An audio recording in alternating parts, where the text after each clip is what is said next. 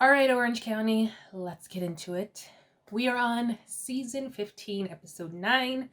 We get a quick little montage of like production shutting down and all of the women dealing with this pandemic or C-19 and what we all had to go through. So it's like, welcome to the party, Orange County. This is what we're dealing with. So Shannon, of course, is freaking out. Kelly, of course, is in denial and being obnoxious. Gina's got all them kids to deal with. It's a lot. It's a lot. And I feel for some of them. I mean, it affected us. It's still affecting us. We're like, especially in California, like we just can't get it together. So we're still dealing with it. And so it's weird, but it's real to see this going on. And yeah. I love the quick little interaction between Shannon and Bronwyn showing their roots. Like the hair, the nails, everything's just a mess. Like, whoo. Because I'm in California and we've shut down again for the 5th millionth time.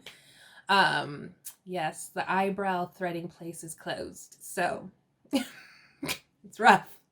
And like hair places are closed, like stuff that we need to survive, to look okay. You know what I mean? But I mean, at some point you're like, I don't care. I'm not leaving the house, so like, why bother? But it would be nice to look nice if we were to be trapped. But I feel them. So Elizabeth has decided to help out animals, like very Lisa Vanderpump. It's noble cause to help animals and animal shelters. Just sometimes I feel like these rich non-Black women focus a lot of their attention on animals. So that's all I have to say about that. We're getting days like reminders, like daily reminders. It's day 8 and day 7 and you're just like, no, I don't want to see like day 125 because it's just like, it's too real. It brings too much back. Bronwyn is not going to meetings, of course, because of COVID. I think she said she was doing them online. She's talking to Gina, so they're still trying to connect with their friendship. Shannon is taking this very seriously. They're keeping their families together, her and her boyfriend. He makes like a weird toast to the family while they're having dinner and like to Shannon, the woman I want to spend the rest of my life with. And I'm like, are you proposing? Because this is weird. And please don't propose to me in COVID. Like, we gotta survive this first and then see if we like each other once we get out. Ooh, Bronwyn has a lot of kids. I cannot imagine all those kids in that house. I've said this in a previous, what was it? Atlanta. They were dealing with COVID, and I said like a big house can feel like it's small when you're like stuck in there all day. And I feel like that's probably what Bronwyn and Sean are going through. All those kids. Sean seems to be working from home. Bronwyn's freaking out. She doesn't know how to do laundry. I'm not really going to judge some of these rich people. I feel like Sean and Bronwyn are rich. I mean, even though they rent their house, they got that big ass house. So I feel like most rich people either never had to do laundry or haven't done laundry in a really long ass time. So I'm not really going to judge them on that. Like, they don't know how to do laundry. They don't know how to do laundry. They have a housekeeper. But the fact that she was like asking Sean, like he knew, and saying like, why don't I want to do heavy duty? And he's like, you can do that. Like, I'm sure he was like, I don't know. Like, why are you asking me?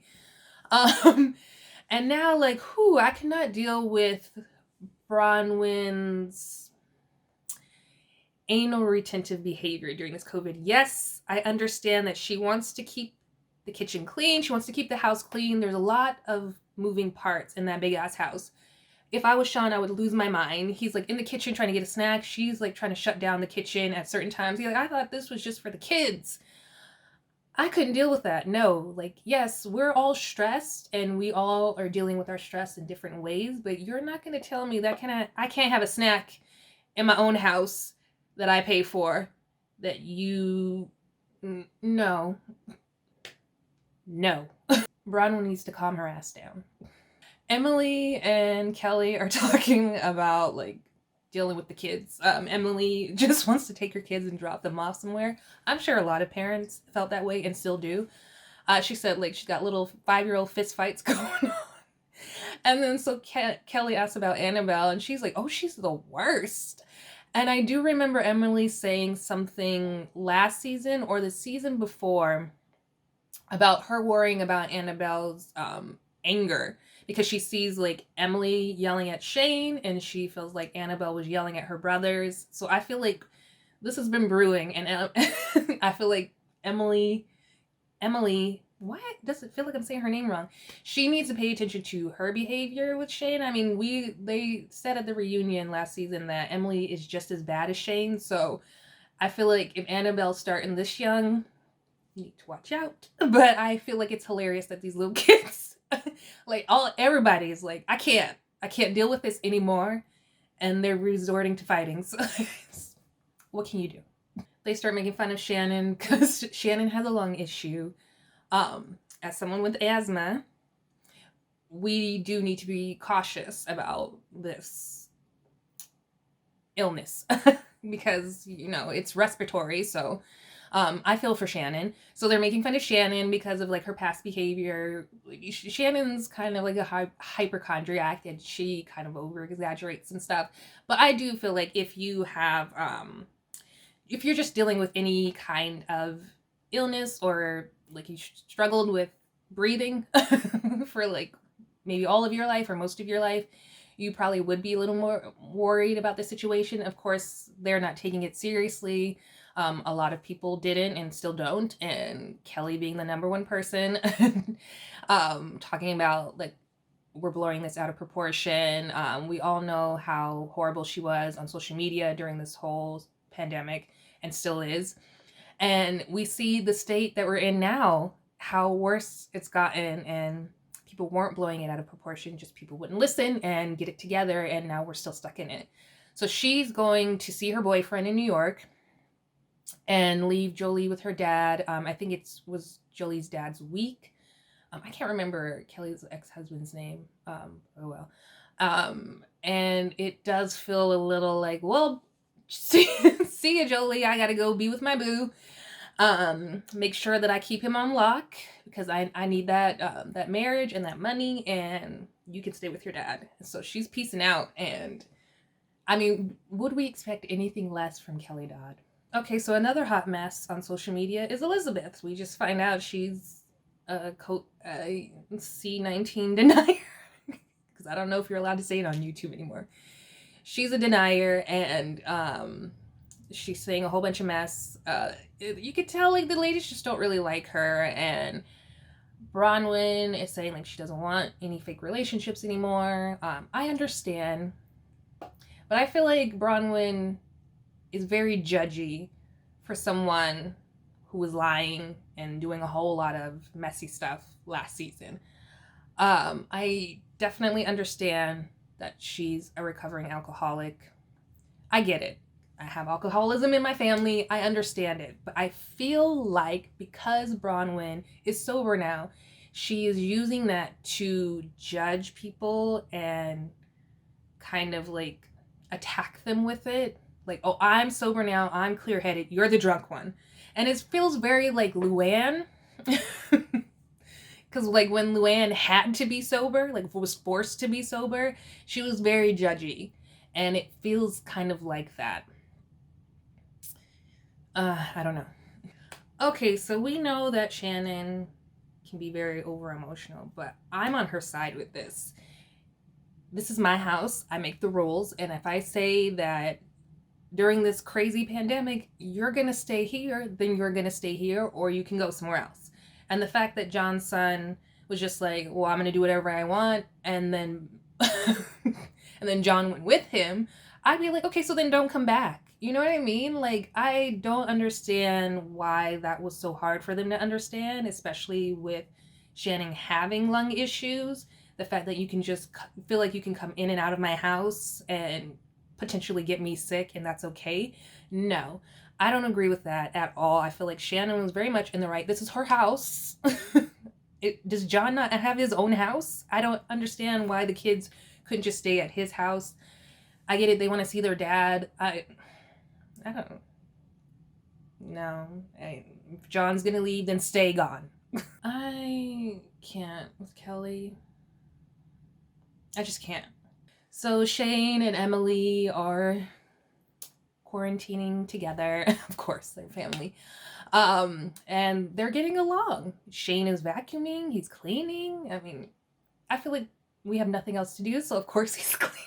So they're getting along. She says they're getting along. It seems like they're getting along much better than last season. I don't really know how much people change in a year, but it seems like they're getting along. She said other than the one time when she yelled the F word and ran and slammed all the doors. I feel like that's understandable. A little door slam during this long ass never ending pandemic, I feel like is okay. Just as long as you guys communicate and work it out afterwards. But I can't imagine having kids that are just there attached and you can't get away from them for like a minute.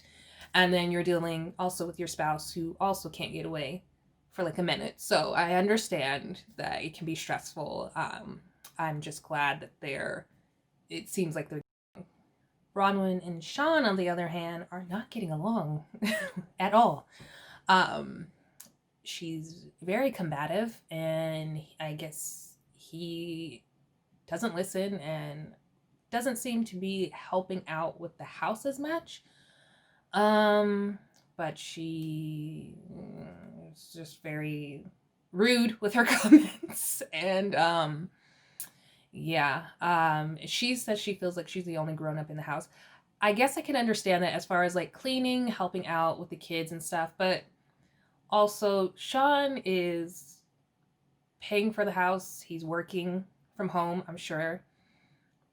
So that I don't feel like that's a fair assessment. And for a long time, Bronwyn, because of her alcoholism, wasn't a grown up in the house. Sean was. He was taking care of everything. He was taking care of their expenses. He was taking care of Bronwyn. He was helping her while she was drunk. He was paying for someone to take care of their kids. So I don't feel like that's a fair assessment. I understand that she's feeling it now and understanding, hey, like this is a lot, and it's a lot to deal with at once, especially if you're recovering for alcoholism and you have no help anymore and it's just all on you to like really take care of the house.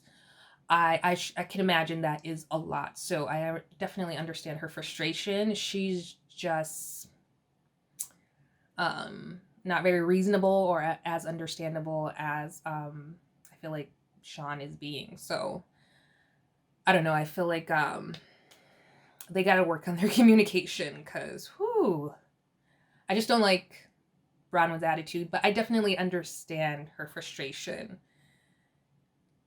I feel like a lot of times like men don't really help out with like the house, especially if they're working full time. Not all of them, some of them. And then some of them do help out with the house. And she just happened to get one who doesn't. He's used to going to work and not having to deal with the house. He's used to paying for other people to take care of their house. And so is Bronwyn. So I just don't think she's being fair with her judgments and assessments. So Gina and Shannon are talking over video chat. Shannon tries to glaze over the fact that she let John back in her place, and Gina's like, wait, hold up. I thought you guys were in this big argument and not speaking to each other. And Shannon's like, oh yeah, so a few days passed, and then he came back to my house, showed up, and he's super emotional. And I agree with Gina. I feel like Shannon is risking her health for this relationship because she does not want to be alone. And that's sad. I feel like if he's not going to take into consideration your health and the fact that he's just coming and going because of his son, then I don't know that you need to be with him. But I don't know, maybe he's taking better precautions now. Hopefully he is. Otherwise, like, that man doesn't care for you if he's going to just risk your health. So, I don't know. That's not cool. So now they're like all on the hunt for toilet paper. This, of course, brings back memories. And they're getting deals to get toilet paper. People are leaving toilet papers under like patio furniture. But this is the reality of the situation. So it's just so weird to like see it played out on TV. So now Kelly, who didn't take the pandemic seriously, is stuck in New York, and she's like, well, I didn't know. This is what happens when you don't listen to protocols and you don't take stuff seriously. Now you're stuck, and you can't see your daughter, and it's your fault. Okay. So Bronwyn admits to hitting Sean, and not just hitting him, but hitting him multiple times because of her anger and their arguments. Like, my mouth dropped when she said I hit him, and like our kids saw, like one of their youngest sons saw her smack the crap out of him. I have a problem with this. They don't really touch on domestic abuse on Real Housewives. It's been a long time, thankfully, since we've heard about domestic abuse on the Housewives. From what I can remember, I do remember it being on Beverly Hills and that domestic abuse situation. Lord, the woman's name escapes me. But in Beverly Hills, the woman was being abused by her husband. I can't remember her name. But in this situation, Sean is being abused by Bronwyn. And I don't feel like it's okay to put your hands on your spouse. I just don't. Unless, like, they're putting their hands on you and you have to defend yourself, then fine. But just to get angry and then smack them, I don't think that's okay. Could you imagine, like, if Bronwyn said, we got into an argument and Sean slapped me? Like, just think about that. His career would be over. He definitely wouldn't be allowed, I don't think, to be allowed to be back on Real Housewives. I'm not sure, because they just let anybody on the show. His career would be over. His life would be over. People would rip him to shreds. And the fact that people are just like shrugging it off that Bronwyn smacked him and has admitted to smacking him multiple times, like, this is not a healthy environment, healthy relationship. I'm glad that at some point, I know before they started airing the episodes, at some point Sean did leave the house, or it was Bronwyn, but they were separated and they did live apart for a while. Thank God, because this is not a healthy relationship at all. It was not healthy when she was drinking, and it doesn't seem healthy now that she's sober. Please, y'all, keep your hands to yourself. Keep your hands to yourself. Like, how are you smacking your spouse and thinking that's okay in front of your kids? Lord. And I feel like, unfortunately, on social media, Bronwyn is just painting it off as, I was having a hard time, I'm dealing with my sobriety, get over it. And it's like, okay, so if Sean was the alcoholic and he was dealing with his sobriety and he was having a hard time and he smacked you, would that be okay? Just because he's a man doesn't give you the right to put your hands on him. Like, what in the world is wrong with these people? Yeah. I don't know.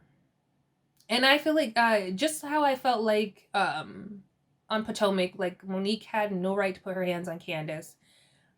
I definitely don't feel like Bronwyn had any right to put her hands on Sean.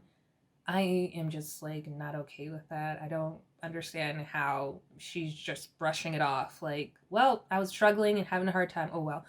And I really don't feel like, I mean, I know that she's come out as a lesbian now. She has a girlfriend. Her and Sean are still trying to have this open marriage. He needs to leave. He needs to leave. I co-parent, do whatever you gotta do for your kids. He needs to be separate from that relationship, and he needs to be on his own for a while, go to some therapy, keep going to Al-Anon, and then he needs to be in a much healthier relationship, because this is not healthy at all. No.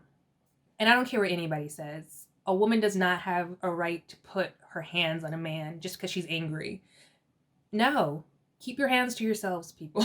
Just do that. Elizabeth and Kelly are having a party. I guess Kelly's back now. Just like, We all got tested. We're all social distancing. Bye, Elizabeth. Shannon and John are going for a walk. He's back. Ugh. I'm over him now because of that situation. I'm over him. I'm over Elizabeth, and I'm over Kelly, and I'm over Bronwyn. So now the ladies are at Kelly's place, except for Gina, because Gina hung out with Tamra the night before and then canceled on everyone the next day. So I guess Gina didn't want to be part of the drama, but Shannon reveals to the group that reveals in her confessional that her and Tamara are no longer friends. We all know this. And she says that she devoted a lot of time to that friendship and kind of alienated other friendships. And I agree, but I feel like that's not Tamara's fault. That's your fault, Shannon. Like, you were loyal to a fault to Tamara. I don't know why. You could have been her friend and been friends with everyone else without always having to be so stuck up her ass. And now it backfired on you and she's trashing you in media. And I feel like if they do bring Tamara back next season, which they probably will because the season's been so lackluster, they should bring back Vicky as well. But if they do bring back Tamara next season, Shannon beware. So now we don't know if the story that Elizabeth told the girls about Shannon screaming at Jimmy drunk the night of or the night after Bronwyn's vow renewal party is true. Because Shannon's saying that Jimmy had to leave because he went to work, and then Elizabeth told the ladies at one point that Jimmy had to leave because he had to go to work, and then at another point Elizabeth said that Jimmy left because Shannon was screaming at him belligerently drunk. So we don't know. We just know that the ladies don't like Elizabeth, except for Kelly. Kelly and Elizabeth are still friends. Everybody's calling Shannon the Regina George of the group and like getting other people to do her dirty work for her. Yes, I feel like she's trying to take Tamara's spot and having other people do all the dirty, nasty work while she like wipes her hands of it. And Kelly finally got her little puppet master and the puppet analogy correct. Because remember when Heather was on that season, she's like, Heather is the puppet and we're all the master. And I was just like, at least she got it right this time, but it was really funny remembering that. Bronwyn's messy ass is looking up dirt on Elizabeth, and she found out that she might not own some of her properties, allegedly, so, or she might not have as much money as she says that she does. Oh, they're so messy. I'm like Elizabeth. I would be pissed. No, I'm like Emily. Emily said I would be pissed if somebody was looking up dirt on my stuff. But I would like to see the documents. I would like to see them. Because we're all messy, right? So Gina and Elizabeth are talking about Elizabeth finally settling her divorce. She's done with the toxicity and she's moving on. Bronwyn and Shannon are talking about Elizabeth and just like how she's not, they don't know the full story with Elizabeth and they feel like she's always lying. So we'll see how this girls' trip that Elizabeth is planning, that Kelly invited them all to, they're so weird. We'll see how this works out. And then Emily, with her big mouth, she told Elizabeth about Bronwyn looking into her stuff. So I'm sure this girl trip is going to be so much fun.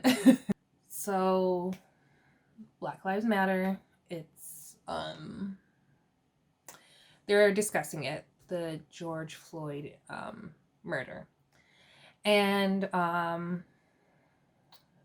I don't know, it's just such a touchy subject, especially when it comes to like an all-white cast. Like, what do we say?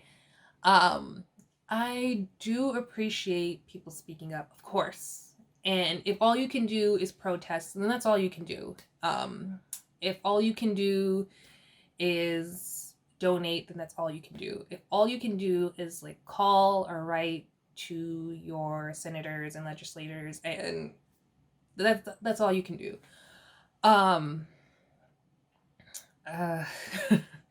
It's good that they're doing this, that they're speaking up. But this is so like uncomfortable and touchy subject. But what's interesting is that I've been hearing people say when it's concerning Atlanta Housewives that they feel like Portia is being very performative with her activism. And I feel like if people are going to say that about Portia, are you saying the same thing about these housewives, including Bronwyn? Because I feel like, of course, it's important to protest, but a lot of these rich housewives protest and then go back to their safe, all white, rich neighborhoods, and then really never have to talk about it again or have to do anything about it again, except for show on video that, hey, at least I protested. So it's interesting because I do know that on social media, Bronwyn has been speaking up more when concerning Black Lives Matters issues. But I mean, I don't know about Bronwyn. I just don't. I do appreciate what she's doing, but like, I don't know. I feel like if you're gonna say Portia is performative, I would say the same about Bronwyn.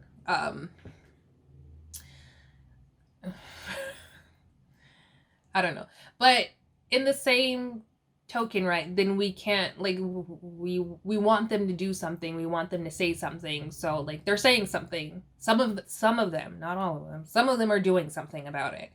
So we do have to take that into account, and we do have to. I mean, not everyone's going to appreciate it, but some people are. So I think I don't know. I hope that they're being genuine, and I hope that they're really going to use their privilege to do something about it. All we can do is watch and see. So, yeah. So it's interesting. I would love to know like what you all think about this being shown on Orange County when we've never seen it shown before. So yeah, I would like to know what you guys think in the comments. So Bronwyn's having lunch with her friend. They put friend, but I feel like we already know now that that's allegedly Bronwyn's girlfriend. I feel like hopefully she makes Bronwyn happy, because whoo, I was not happy with Bronwyn this episode. So Shannon, poor Shannon, nobody's listening to Shannon. Nobody's following her rules. All these badass kids, her twins, like sneak off and go to a party, come back home. Stella's sick, so Shannon takes her to the hospital, and she's tested.